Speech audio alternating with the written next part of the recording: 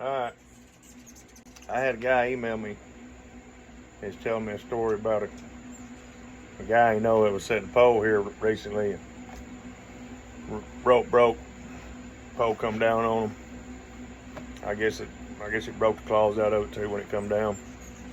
And that reminded me of a situation we had, well, we didn't have, but a company we was near here a while back had, and they was setting a big 60-foot pole, and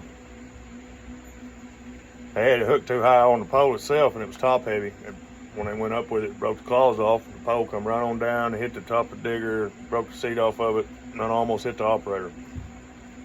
I mean, it could have been it was a real serious deal. It could have been way more serious. It could have been deadly. And that all falls back on the rigging. And that should be on everybody's pre-job when they're filling out your safety reports or your safety sheets. You need to be putting that in there. Ensure and proper rigging. You need to be a couple of feet above balance. That way the top of the pole's not too heavy and gonna break anything, but the butt's still where you can manage it.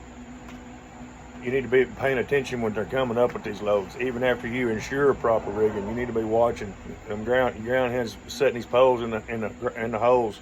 You need to be looking up when you're pushing on that butt instead of just shoving it and going. Look up when you push it, that way you can see where the top's going back on you. Because you never know when you might push it back into a phase or something. Or a chain might roll and drop it down a couple inches and something hit that you don't want it to hit.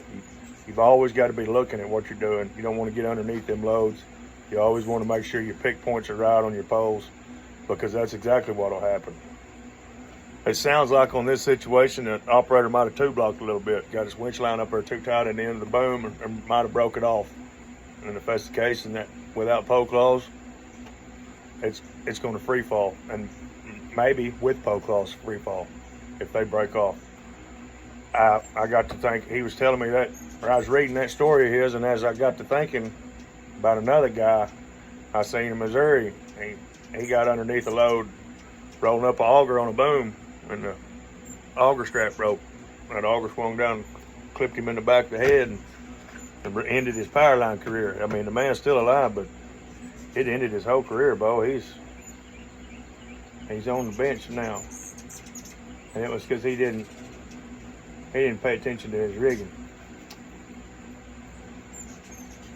He trusted it. He knew it was what was coming, and he didn't know what was coming, and it hit him in the head with it.